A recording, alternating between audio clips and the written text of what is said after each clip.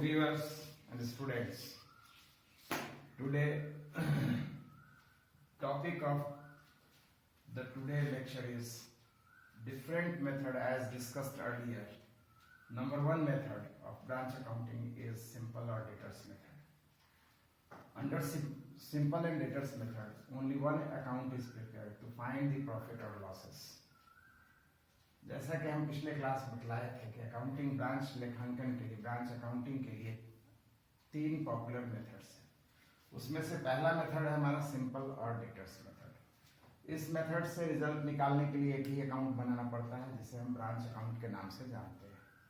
Branch account बनाते हैं, हमें रिजल्ट और प्रॉफिट और लॉस की जानकारी हो जाती है। ब्रांच अकाउंट में या किसी भी प्रोसेस में अकाउंटिंग से पहले हम आपको बतला चुके हैं कि there are different transactions in between head office and branches. Head office और ब्रांच के बीच में अनेक लेन देन होते हैं। उन सभी लेन देनों को हम यहाँ 6 पार्ट में क्लासिफाई करेंगे। Number 1 part is, number 2 part is and number 3 part is this. Exactly credit में भी 3 आइटम है, number 1, number 2 and number 3। First item is balance BD. Balance BD में कौन सा वैल्यू आएगा? Balance BD means opening value. Opening value किस किस का ब्रांचेस के पास हो सकता है? स्टॉक का हो सकता है। पहले से अगर ब्रांच है तो नेचुरली स्टॉक का वैल्यू बचा हुआ सामान होगा पिछले अकाउंटिंग पीरियड में, तो ये हमारा ओपनिंग स्टॉक। डेटर्स में भी उसी तरीके से अगर क्रेडिट सेल्स परमिट किया है हेड ऑफिस ने तो डेटर्स का कुछ पैसा मिला होगा, कुछ बाकी होगा। लास्ट ईयर का जो ड्यूज है, बकाया है, वो इस ईयर में हमारा ओपनिंग डेटर्स हो जाएगा। अदर एसेट्स जैसा कि हम जानते हैं हो भी सकता है और नहीं भी हो सकता है, ये कंपलसरी आइटम नहीं है। जैसा कि हम पहले से डिस्कस कर चुके हैं, ब्रांच जब हम स्टैब्लिश करते हैं तो एसेट्स को परचेज करते हैं, क्रिएट करते हैं और वेल फर्निश्ड हाउस को हम रेंट में लेकर के बिजनेस या ब्रांच को स्टैब्लिश करते हैं। तो अगर हमने रेंट पर लेकर के काम चलाया है तो कोई अभी एसेट्स क्रिएशन नहीं है, परचेजेस नहीं है, ना ही क्लोजिंग वैल्यू होगा उसका, ना ही ओपनिंग वैल्यू होगा। सेकेंड आइटम है हमारा good supplied. Good supplied means by head office to branch, इसी वैल्यू को लिखना है। जस्ट लाइक परचेजेस है, इसलिए साइड ऑफ अकाउंटिंग डेबिट होगा। नेक्स्ट है to bank detail of expenses by head office and branches. यहाँ पर नेट प्रॉफिट के इक्विवेलेंट प्रॉफिट आता है, इसलिए ट्रेडिंग पीएल एंटायर एक्सपेंसेस को लिखना है, टोटल एक्सपेंसेस को लिखना है। इवन आइदर पेड और मेड बाय हेड ऑफिस और बाय ब्रांचेस, किसी के द्वारा भी किया गया खर्च होगा, सभी को लिखेंगे यहाँ। सभी के वैल्यू को इकट्ठा करके अमाउंट्स में ले जाएंगे। तो 3 ही अमाउंट यहाँ पे आएगा। नंबर 1 बैलेंस बीडी का अमाउंट आएगा, नंबर 2 गुड सप्लाइड का अमाउंट आएगा, number 3 total of expense amount आएगा। इसी तरीके से क्रेडिट में भी 3 ही आइटम है। Number 1 is good supplied return. Good supplied means branch to head office अगर सामान भेजा गया, वापस किया गया, इसको हम गुड सप्लाइड या गुड सप्लाइड रिटर्न क्रेडिट में लिखने का मतलब है कि good supplied return. Next item is bank account, cash transaction amount at branches. Branch के पास जितना भी नगद लेन देन हुआ है उसी के वैल्यू को यहाँ पर लिखेंगे। तो ब्रांच के पास 2 ही तरीके से पैसा आ सकता है, कैश ट्रांजेक्शन हो सकता है। कैश ट्रांजेक्शन क्रेडिट में लिखना है, इसका मतलब इनकम। तो 2 ही सोर्स है पैसा आने का, एक कैश सेल्स, दूसरा जितना भी क्रेडिट सेल किया है अप टू अकाउंटिंग पीरियड उससे जो पैसा मिला है फ्रॉम डेटर्स अकाउंट। लास्ट है balance CD. Balance CD means closing value. Closing value किस किस का आना है? स्टॉक का, डेटर्स का, अदर एसेट्स का। जैसा कि हम जानते हैं ओपनिंग वैल्यू और क्लोजिंग वैल्यू कंपलसरी आइटम या क्वेश्चन में दिया जाएगा इसका वैल्यू, ये कंपलसरी नहीं है। नहीं दिया जाएगा तो फिर हम रिलेटेड अकाउंट को बना करके उसके वैल्यू को मालूम करेंगे, तब इस अकाउंट को क्लोज करेंगे। रिलेटेड अकाउंट कैसे प्रिपेयर होगा अभी हम इसकी जानकारी देंगे, लेकिन फिर भी थोड़ी जानकारी और दे दें। ओपनिंग स्टॉक के बारे में बतलाए हैं, वैल्यू दिया है तो ठीक है, अदरवाइज क्वेश्चन मार्क है, हमारे लिए समस्या है। तो इसके वैल्यू को जानने के लिए सबसे पहले क्वेश्चन को ध्यान से पढ़ेंगे। उसको बिल्कुल माइन्यूटली देखने पर अगर स्टार्टिंग ईयर ऑफ ब्रांच नजर आता है तो वैल्यू 0 होगा, कोई प्रॉब्लम नहीं है, आगे बढ़ जाएंगे। अगर starting year of branch clear नहीं है तो फिर इस कंडीशन में हमें स्टॉक अकाउंट बनाना होगा और तब वैल्यू को पुट करेंगे, आगे बढ़ेंगे। एग्जैक्टली इसी तरीके से डेटर्स में स्टार्टिंग ईयर ऑफ ब्रांच है तो वैल्यू 0 होगा, अदरवाइज डेटर्स अकाउंट प्रिपेयर करेंगे। अदर एसेट्स में कोई प्रॉब्लम नहीं है, वैल्यू दिया है तो लिखेंगे, नहीं तो नहीं लिखेंगे। दूसरा ऑप्शन बतला है रेंटेड हो सकता है, रेंटेड है तो फिर कोई एसेट्स का क्रिएशन नहीं है, कोई ओपनिंग क्लोजिंग एसेट्स का नहीं है। इसी तरीके से क्लोजिंग वैल्यू में स्टॉक का वैल्यू दिया है तो ठीक, अदरवाइज क्वेश्चन मार्क है, समस्या है। इसके वैल्यू को कैलकुलेट करने के लिए स्टॉक अकाउंट बनाएंगे। डेटर्स में भी उसी तरीके की स्थिति है, डेटर्स अकाउंट से वैल्यू मालूम होगा। अदर एसेट्स में दिया है वैल्यू तो लिखेंगे, नहीं तो नहीं लिखेंगे। डेटर्स में एक और पॉइंट है, अगर क्वेश्चन से क्लियर कट पता चलता है कि ब्रांचेस सिर्फ कैश ट्रांजेक्शंस करता है तो भी डेटर्स का वैल्यू ओपनिंग या क्लोजिंग 0 ही होगा। Debtors means only because of credit sales. If credit sales permitted by head office to branches, then there is opening or closing value of debtors are. Thank you. Next lecture में या आज ही next schedule जो होगा हमारा उसमें branch account में ये जो दो प्रॉब्लम है, स्टॉक अकाउंट और डेटर्स अकाउंट, अगर वैल्यू नहीं दिया तो इसको कैलकुलेट करने से रिलेटेड प्रॉब्लम की जानकारी देंगे।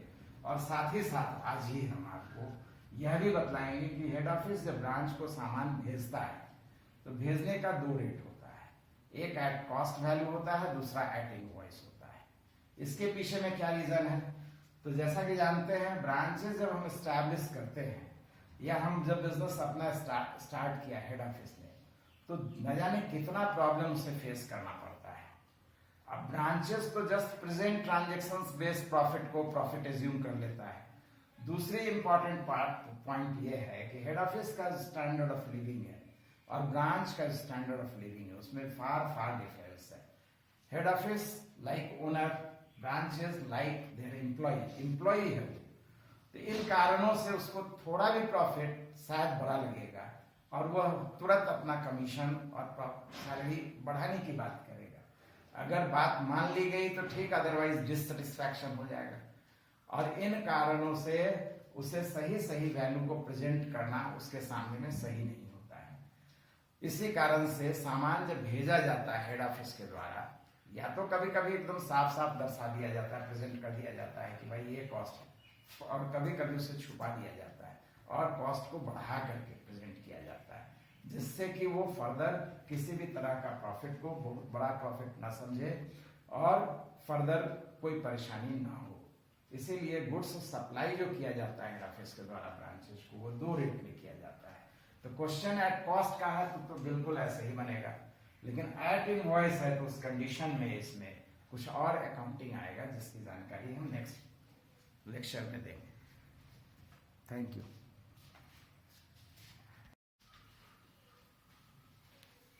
जैसा कि हम पिछले वीडियो में बतलाए थे, सिंपल मेथड में ओपनिंग और क्लोजिंग वैल्यू डेटर्स और स्टॉक का नहीं दिया जाता है तो उससे रिलेटेड अकाउंट को प्रिपेयर करेंगे। पहला ब्रांच स्टॉक अकाउंट कैसे प्रिपेयर होगा इसकी जानकारी हम इस वीडियो में दे रहे हैं, और ब्रांच डेटर्स अकाउंट कैसे प्रिपेयर होगा इसकी जानकारी दे रहे हैं। जैसा कि हम बतला चुके हैं, ओपनिंग वैल्यू या closing value of stock if not given, इसके 3 कंडीशन है। एक है opening and closing value of stock if not given, दोनों नहीं दिया गया है। इसका मतलब कंपलसरी ब्रांच का स्टार्टिंग ईयर है, ओपनिंग वैल्यू 0 होगा, क्लोजिंग कैलकुलेट हो जाएगा, नहीं दिया है।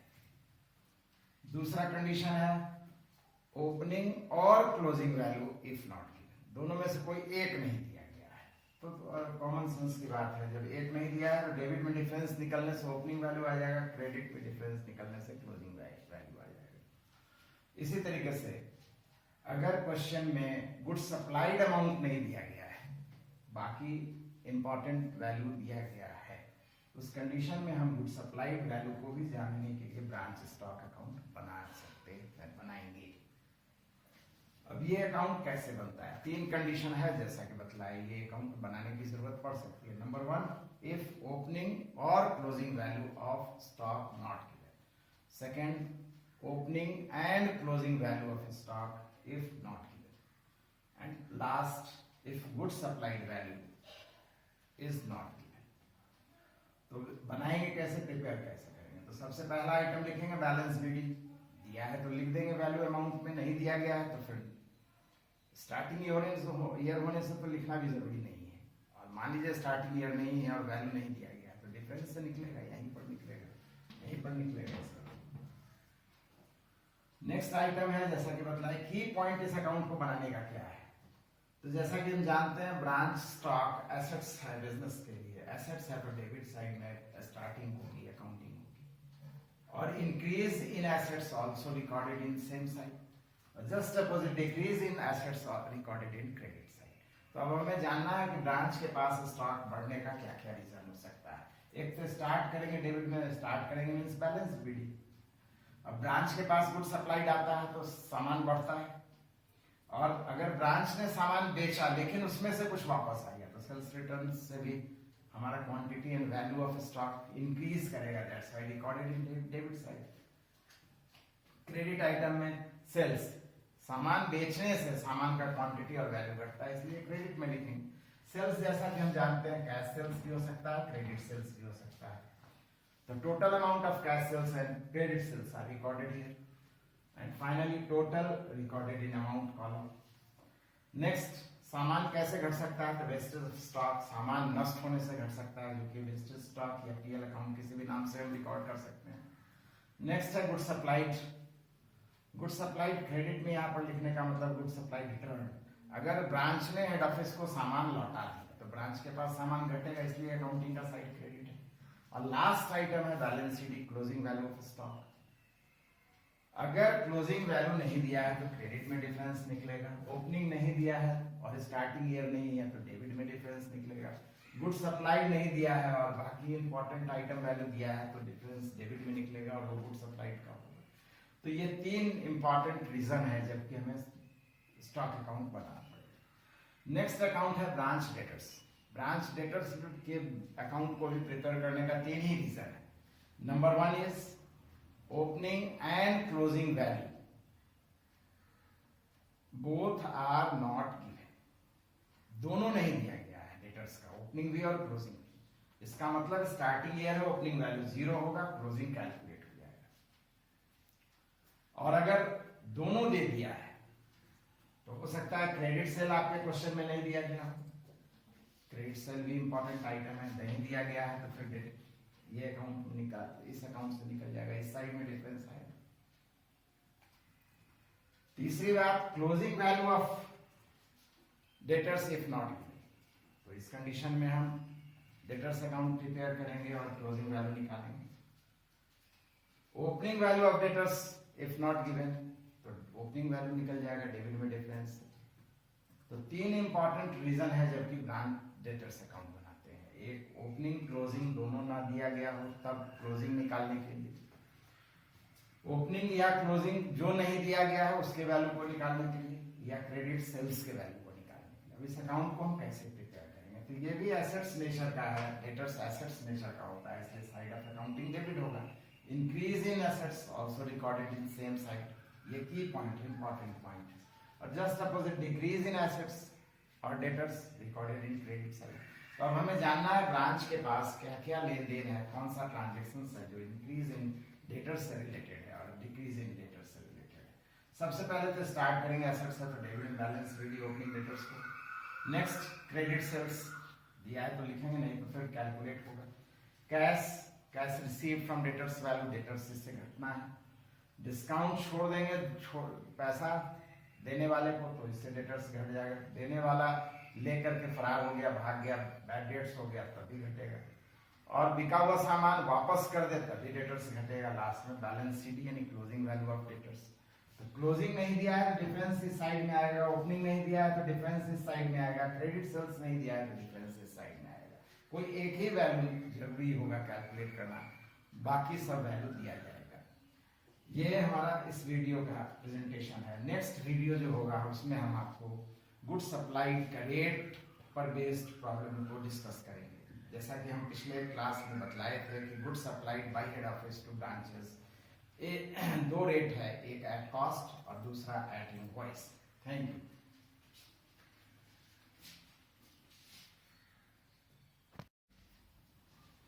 Last problem relating to branch accounting under first method is rate of goods supplied by head office and branch.